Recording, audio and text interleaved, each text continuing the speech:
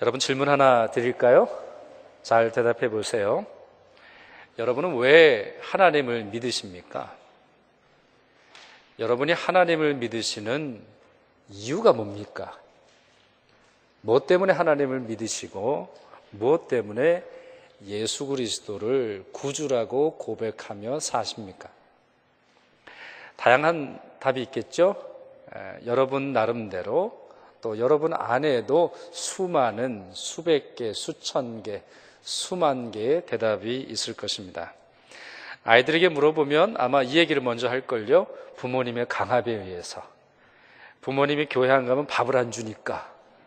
기독교 문화에서 자라다 보니까 어렸을 때부터 예수님을 믿게 되었습니다. 이런 얘기를 할 거예요. 연세 묻으신 분도 이런 대답 하실 수 있겠죠? 복 받기 위해서, 천국 가기 위해서, 지옥 가기 싫어서. 또 어떤 분들은 하나님 사랑 때문에, 성경이 그렇게 가르치고 있으니까, 기적과 같은 초월적인 경험 때문에 이렇게 대답하는 분도 있으실 겁니다. 저도 이와 같은 대답 모두 동의하고, 또 제 경우도 역시 마찬가지입니다. 그런데 그 중에 하나 좀 추가하고 싶은 것이 하나가 있는데, 하나님 때문입니다. 하나님 때문에. 특별히 하나님은 정말 포기할 줄을 모르시는 분이시기 때문에 그렇습니다. 하나님은 포기를 모르세요. 하나님은 한 번 선택한 하나님의 백성을 포기하지 않으시기에 저도 그 포기하지 아니하시는 하나님을 믿게 되었습니다. 사실 저는 지난주도 잠깐 말씀드렸습니다만 전혀 목사 감이 아닙니다. 여러분 감 아시죠? 감. 이렇게 옷을 지을 때 감을 뗀다 그러잖아요. 또 감하면 또 여러분 뭐가 떠오르세요? 우리 감, 따먹는 감이 있단 말이에요. 홍시도 있고 단감도 있는데 저는 아무리 생각해도 이게 땡감이거든요. 감이 좋지 않아요. 저는 그렇게 지혜로운 사람도 아니고 거룩한 것을 추구하는 사람도 아니고 모태신앙으로 자라서 어렸을 때부터 성경 보고 찬송 부르고 예배 드리는 것은 맞긴 맞지만 인격적으로 정말 하나님을 내 구주라고 고백한, 예수 그리스도를 내 인격적인 주님으로 고백한 것은 21살 때예요. 그러니까 그 이전까지는 그냥 습관적으로 간 거예요. 그냥 해가 뜨니까. 주일날 해가 뜨는데 집에 있는 거는 도저히 상상이 되지 않아서 교회를 갔을 뿐이지 정말 제 마음속에 어떠한 감격이 있었던 건 아닌 것 같아요.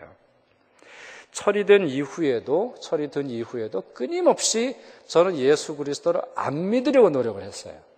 일단 이제 저희 부모님의 공헌이 크죠. 저희 집안은 굉장히 엄격하게 살았어요. 저희 아버님은 이제 역사 선생님이시기 때문에 혼내도 꼭 역사적으로 혼내세요.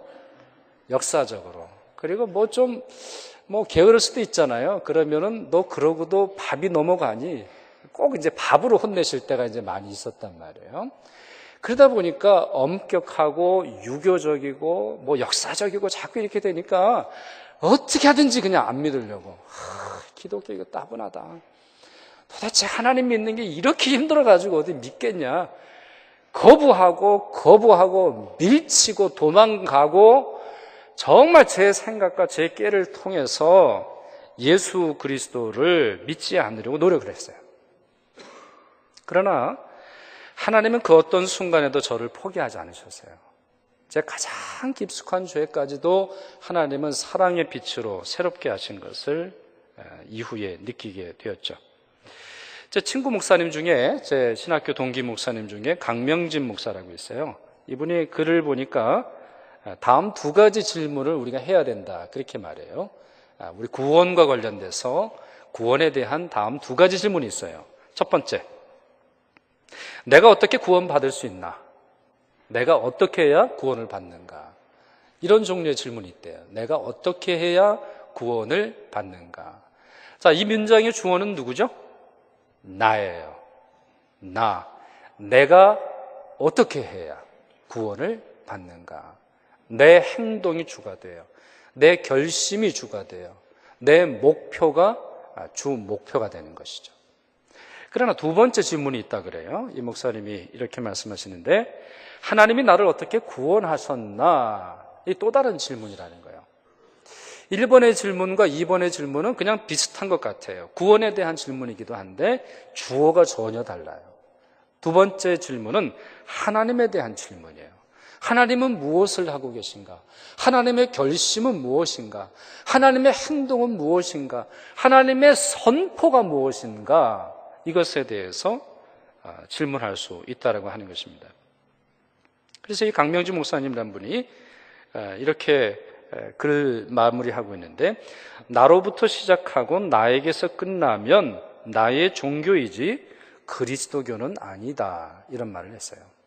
내 행동, 내 결심, 내 판단, 내 의로움, 내 도덕적인 선행, 여기서부터 시작하면 그것은 나의 종교가 된다는 거예요.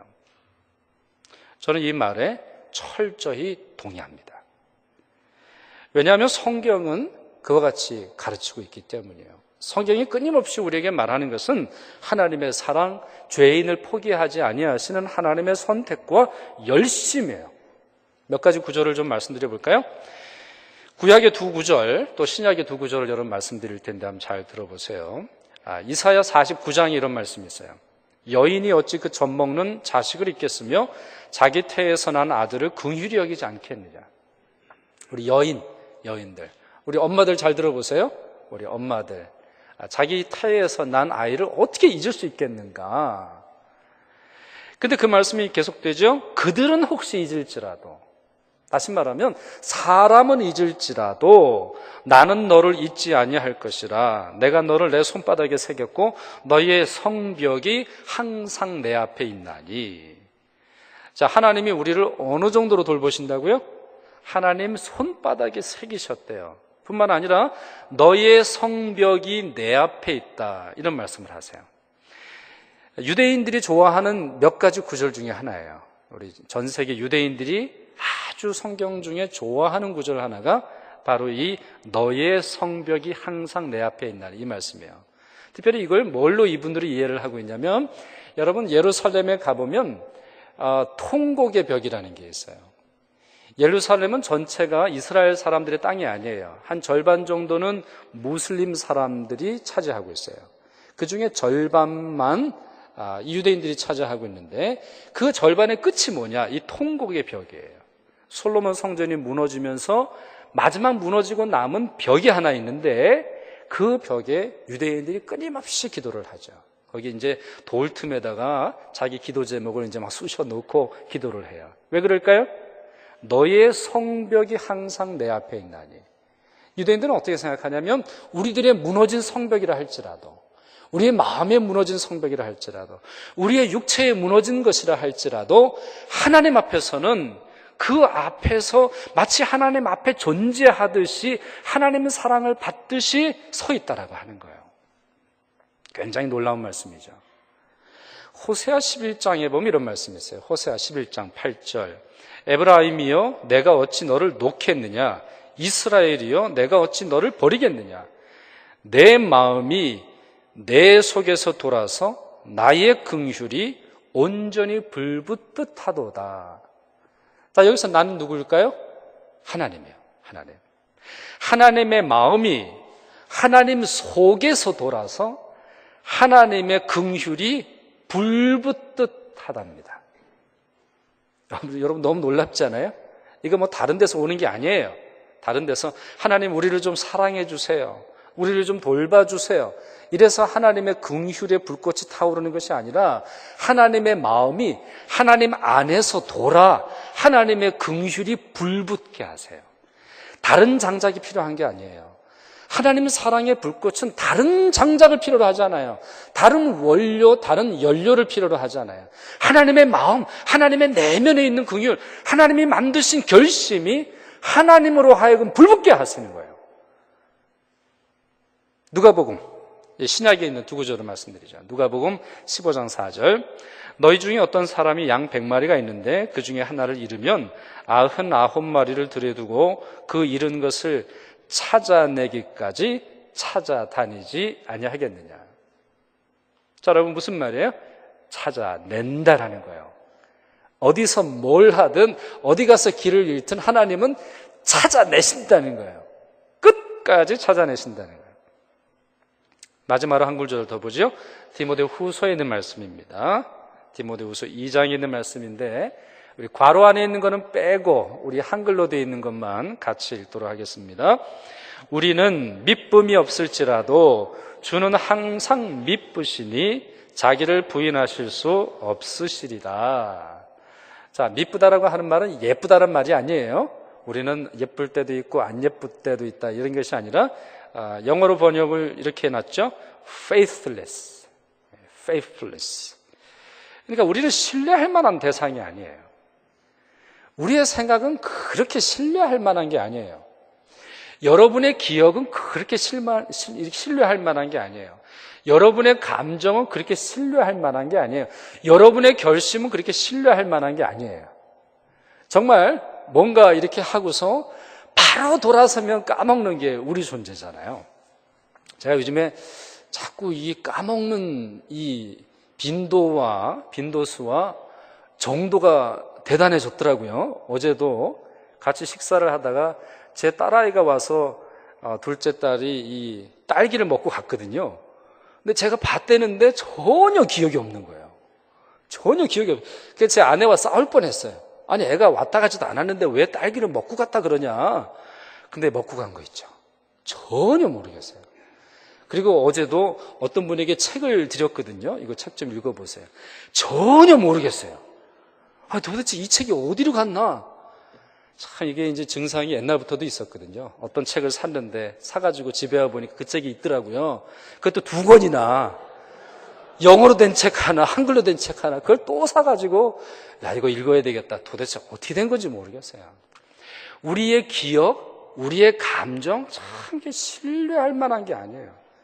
그렇게 거기에 마음을 둘 게 아니라는 거예요.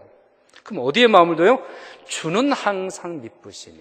주는 항상 미쁘시니. 여러분 저를 따라서 해보세요. 주는 항상 미쁘시니. 여러분 이걸 믿으세요? 항상 미쁘다는 걸 믿으세요? 항상. 여러분의 마음이, 여러분의 감정이, 여러분의 신앙이, 여러분의 기도가 오르락 내리락 해도 하나님은 항상 미쁘다는 거, 이거를 믿어야 돼요. 이 사실을 신뢰해야 돼요. 왜 그러느냐? 이 그 다음 말씀이 참 놀라운 말씀 아니에요? 자기를 부인할 수 없으시리라. 자기를 부인할 수 없으시리라. 하나님의 신실함은 하나님에게서 나오기 때문에, 하나님의 결심에서 나오기 때문에 이 사실은 하나님조차 부인할 수 없다라고 하는 거예요.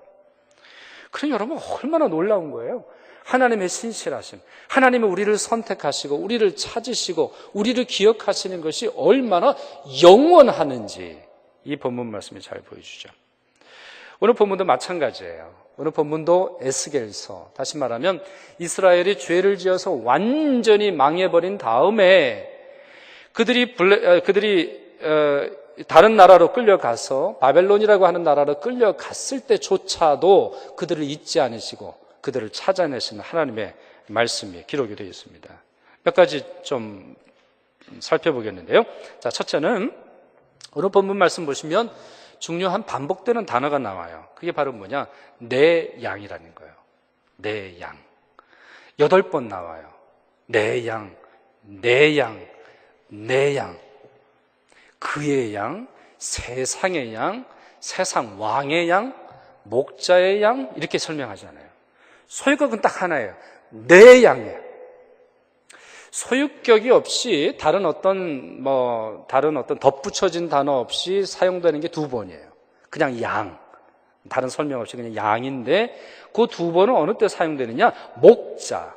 다시 말하면 좀 어리석은 목자. 자기 욕심에 따라서 양을 돌보는 목자를 향해 사용할 때 그냥 양이라는 말씀만 나와요. 모두 내 양이에요. 그럼 이게 뭐예요? 하나님의 백성은 다른 사람, 다른 제도, 다른 누구가 소유할 수 없다라는 거예요. 하나님은 이 세상의 모든 주님의 백성들을 향해서 내 양 이렇게 부르시는 분이십니다. 둘째로는 12절 중반부터 나오는 말씀인데요. 하나님은 어떠한 조건과 어떤 상황 속에서도 자신의 영을 찾으세요. 한번 그 표현을 보시죠. 12절 중반부터. 내가 내 양을 찾아서 흐리고 캄캄한 날에 그 흩어진 모든 곳에서 그것들을 건져낼지라. 이렇게 말씀하고 계시죠. 건져낸다, deliver 한다는 말이고 구원한다로 우리가 번역할 수 있는 말입니다.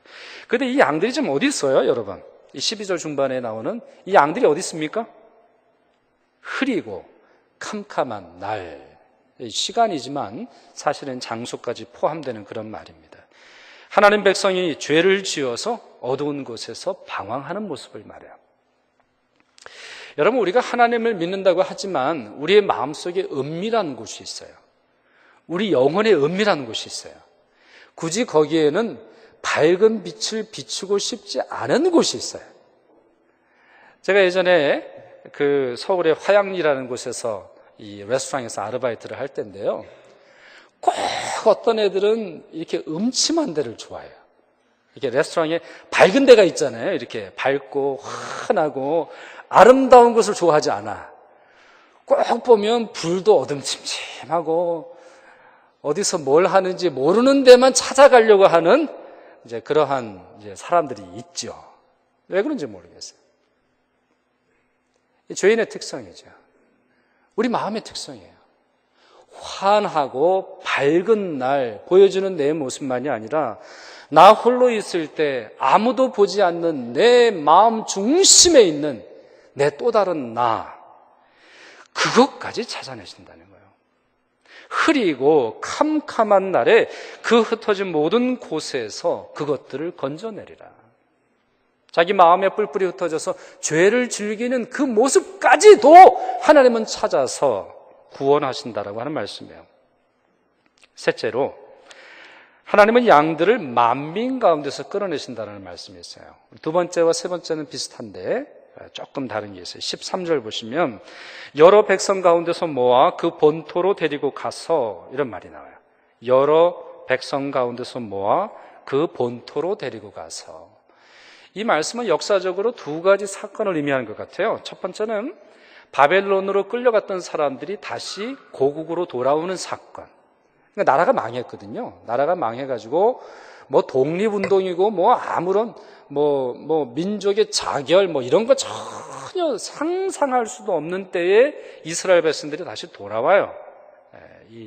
이 고레스라고 하는 왕 때문에 이제 돌아오게 되는 사건이 첫 번째고, 두 번째는 1900년대 중반에 이스라엘이 다시 재건되죠.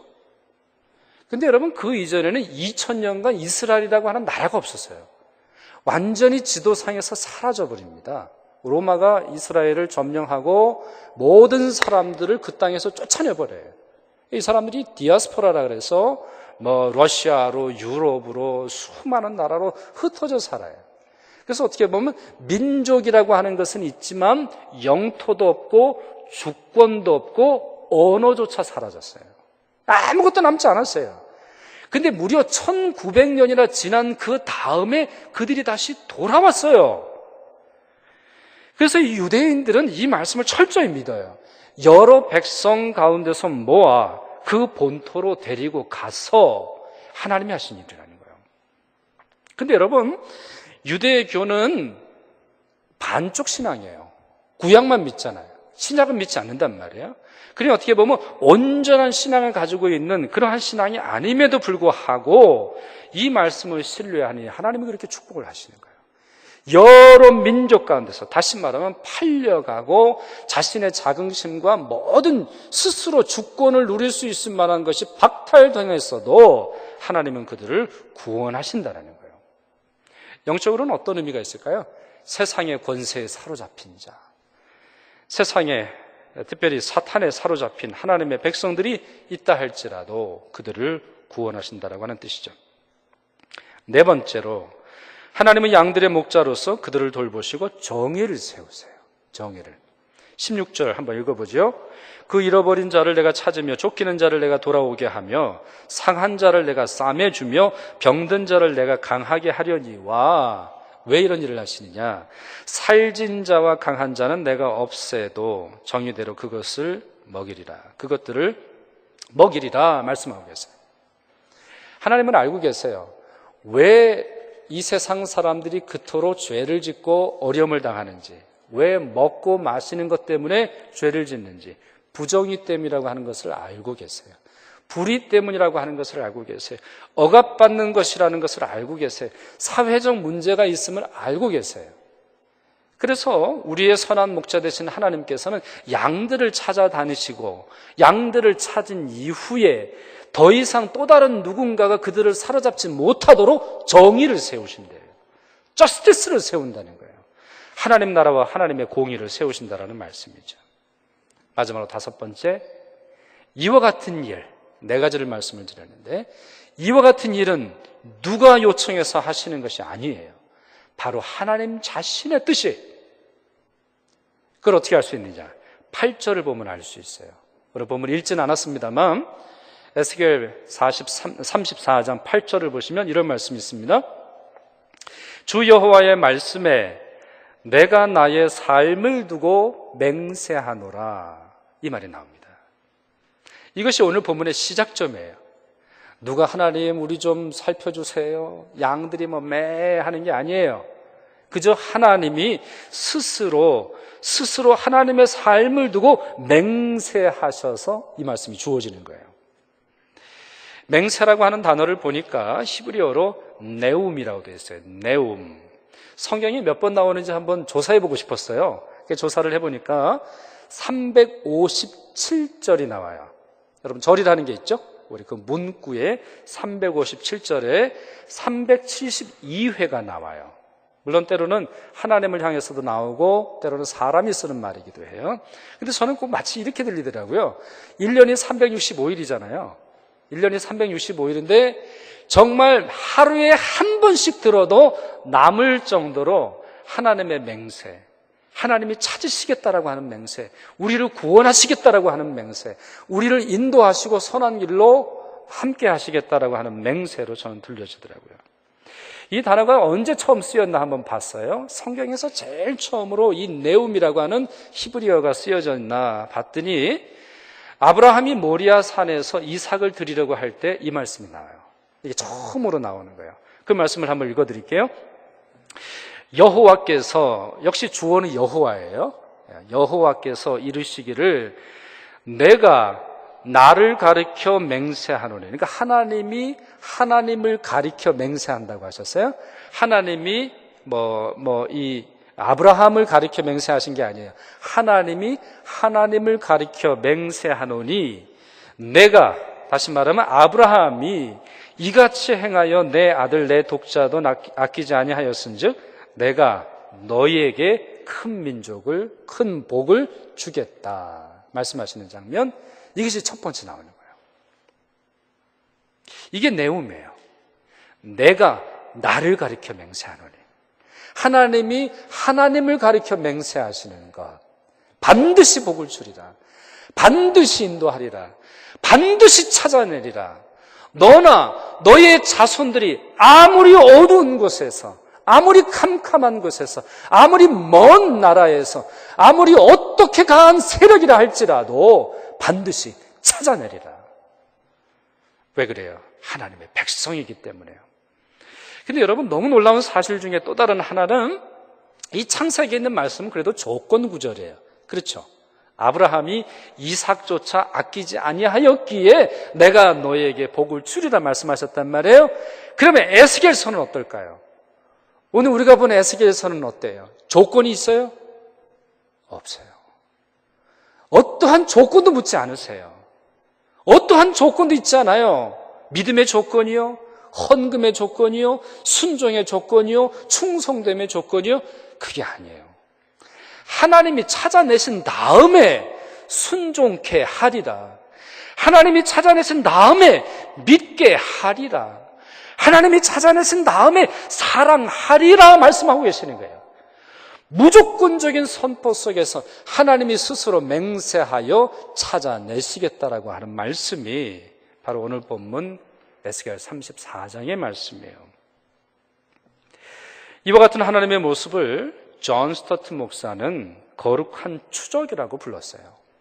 존 스토트 목사는 한때 이분이 좋아하시는 표현은 아니셨을 텐데 우리 복음주의의 교황이다 이런 말을 불렀어요. 이분이 말하면 거의 정답으로 생각했을 정도로 영향력 있는 분이셔요. 이분이 책을 한 권 씁니다. 나는 왜 그리스도인이 되었는가? 이 책을 썼어요. 나는 왜 그리스도인이 되었는가?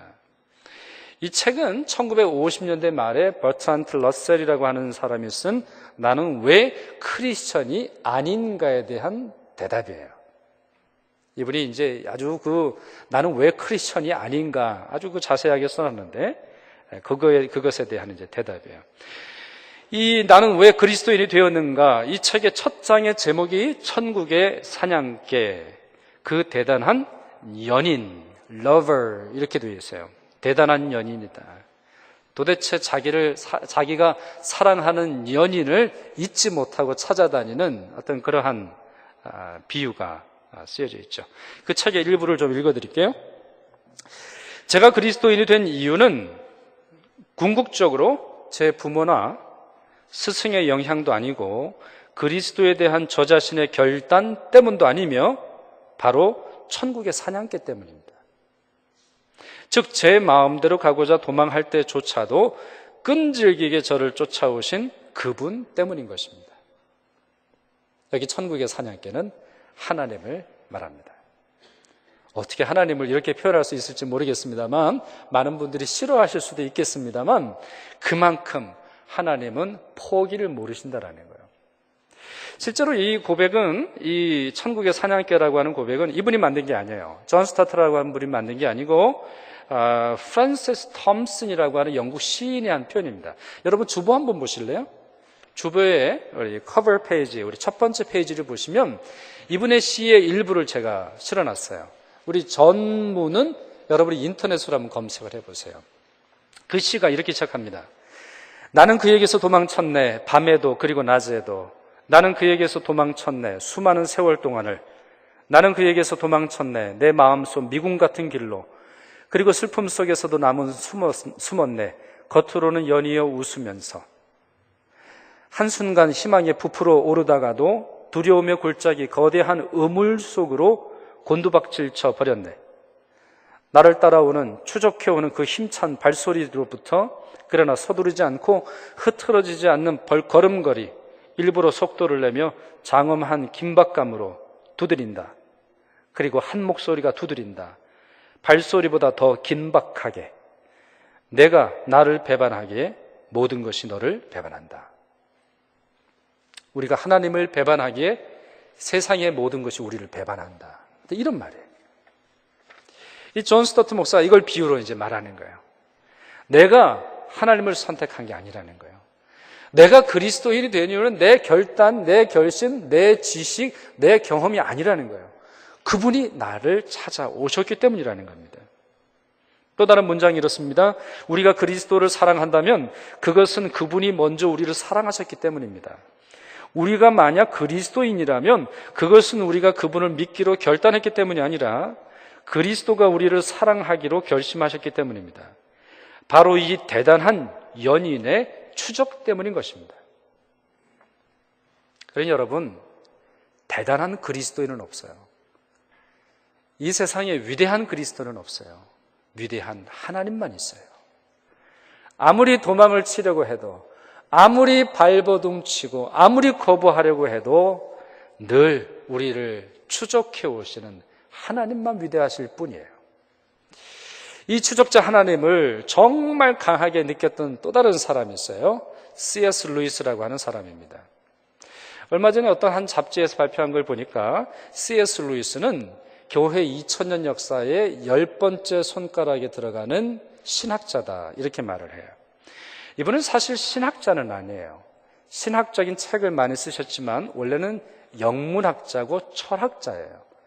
이분의 책을 많은 분들이 읽으시지만 사실 읽기에 쉽지 않아요. 단어가 어려운 단어를 쓰는 것이 아니라 아주 함축적이고 아주 철학적인 그런 분이에요. 이분은 지독한 무신론자였습니다. 어떻게 하든지 예수가 없음을, 어떻게 하든지 하나님이 존재하지 않음을 자기의 모든 지식을 동원해서 주장하려고 했던 사람이에요. 1929년 초여름이었는데요. 당시 아직 무신론자로 있었을 때에 옥스퍼드에서 옥스퍼드로 가는 버스를 탔어요. 2층에 앉아 있었는데요. 버스를 타고 가는데 뭐 아무 일이 있었던 건 아니에요. 밖에서 뭐 무슨 일이 있었던 것도 아니고 누가 와서 말을 건넨 것도 아니에요. 근데 갑자기 참 이상한 마음이 들었어요. 무슨 마음이 들었느냐? 자기가 거북한 옷을 입고 있다, 이런 생각이 들어요. 거북한 옷. 그러니까 실제 옷이 아니라 자기의 마음과 영혼에 대한 생각이죠. 내 마음에 좀 거북한 게 있네. 이게 뭐야? 생각을 하고 그냥 버스를 내려요. 그리고는 걸어서 자기 집으로 가요. 이 사람 상당히 오랜 기간 동안 독신으로 살았는데, 그리고 자기 방에서 무릎 꿇고 예수 그리스도를 인격적으로 경험을 해요. 아무 일이 있었던 거 아니에요. 갑자기 하나님의 음성을 들려주셔가지고 사도 바울처럼 왜 네가 나를 핍박하느냐 이런 걸 들은 것도 아니에요. 누가 뭐라 그러는 것도 아니에요. 물론 그 전부터 마음에 뭐가 이렇게 점점 쌓이는 것은 느낄 수가 있었지만 무슨 급격한 사건이 일어난 것이 아니에요.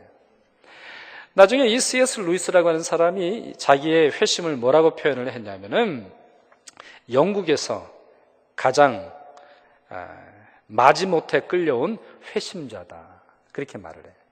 마지못해서 도망치고 도망치다가 정말 마지못해서 그냥 예스라고 말한 그와 같은 회심자로 묘사했어요. 2000년 역사에 10손가락에 들어가는 신학자의 회심이 바로 이 장면에 있어요. 회심이라고 하는 건 어떤 분에게는 굉장한 감동 속에서 일어나요. 굉장한 환희 속에서 일어나요. 또 어떤 사람은 굉장한 체험 속에서 일어나죠. 굉장한 신비 속에서 일어나요. 근데 이분에게는 그렇지 않았어요. 너무나 평범하게 아무런 일도 없었던 듯이 일어나는 그런 모습을 볼 수 있어요. 그가 나중에 이 경험의 이유를 찾아냈어요. 왜 이와 같은 회심이 일어날까?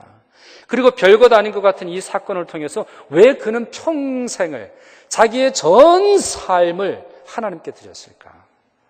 실제로 이분은 옥스퍼드에서 가르치긴 했지만 테뉴어는 아니었어요. 평생 교수로 있지는 않았어요. 그래서 이분의 친구가 그 유명한 반지의 제왕을 쓰는 톨킨슨이에요. 톨킨슨이 자꾸 충고를 해요. 너 테뉴어 받아야 되잖아. 너 종신교수 받아야 되니까 옥스퍼드에 자리가 나기 쉽지 않으니까 너 이제 신학적인 책은 좀 그만 써. 신학적인 책 좀 그만 쓰고 영문학에 대해서, 철학에 대해서 더 해.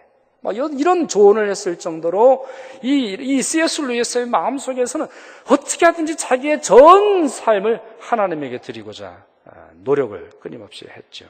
그 이유가 뭐냐 생각을 해봤더니 그가 이렇게 고백을 했어요. 나는 하나님을 찾아 나서지 않았다. 나는 하나님을 찾아 나서지 않았다. 실제로 마찬가지예요. 그는 무신론자였으니까, 끊임없이 하나님을 거부했으니까 그 반대였다. 그분이 사냥꾼이었고 나는 사슴이었다. 그분은 인디언처럼 몰래 나를 추적해 정확히 겨냥하고 쏘셨다. 그의 강요는 우리를 해방시킨다. 그의 강요는 우리를 해방시킨다. 참 너무 놀라운 말이에요. 우리는 하나님의 양입니다. 여러분이 싫든 좋든, 여러분이 인정하든 인정하지 않든, 여러분이 느끼든 느끼지 않든 여러분은 하나님의 양입니다. 하나님은 여러분을 반드시 찾아내십니다. 아무리 깊은 어둠 속으로 도망을 쳐도, 아무리 먼 나라로 팔려가셨어도, 한국에 있든지 이곳에 있든지 또 다른 나라에 가서 살 계획을 품으신다 할지라도, 아무리 심각한 죄악으로 세상 모든 사람들이 포기했다 할지라도, 여러분이 가지고 계신 모든 지식과 모든 감정과 모든 결단으로 철벽을 두어서 하나님을 거부한다 할지라도 하나님은 포기하지 않으십니다. 그리고 반드시 여러분을 구원의 길로 인도하십니다.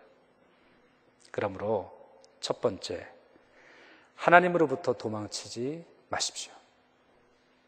두 번째, 여러분도 여러분 스스로를 포기하지 마십시오. 하나님이 원하시는 거룩한 삶의 한계를 정하지 마시고 주님이 원하시는 거룩한 삶으로 나아가십시오. 세 번째, 하나님이 찾으시는 또 다른 양들을 찾는 일에 열심을 내십시오. 전도라고 하는 거 가끔 우리 이렇게 말하고 싶을 때가 있습니다. 저 사람은 안 되나 보다. 저 사람은 안 되나 보다. 저 영혼은 안 되나 보다. 야, 저 민족은 안 되나 보다. 저 집안은 안 되나 보다. 우리는 그런 말을 할 자격이 없습니다. 하나님이 끝까지 찾으시는데 우리가 뭐라고 된다 안 된다를 말할 수 있겠습니까? 하나님이 끝까지 찾으시니 끝까지 찾아내시는 하나님과 함께 그 일에 참여하는 것이 축복입니다.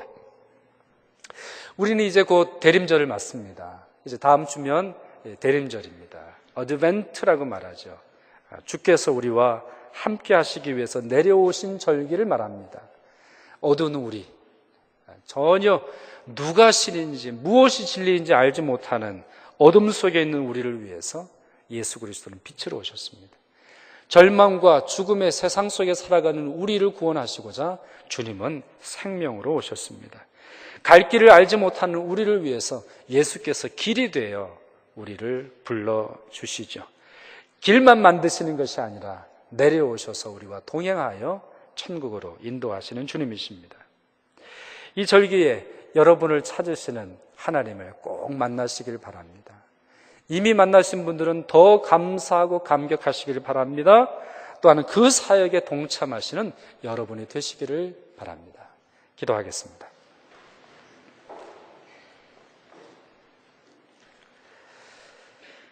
자신의 백성들을 찾으시되 끝까지 찾으시는 아버지 하나님, 항상 미쁘신 하나님, 그리고 그 미쁨의 근원, 미쁨의 이유, 미쁨의 터전을 하나님의 마음에 두시는 놀라우신 하나님 감사드립니다.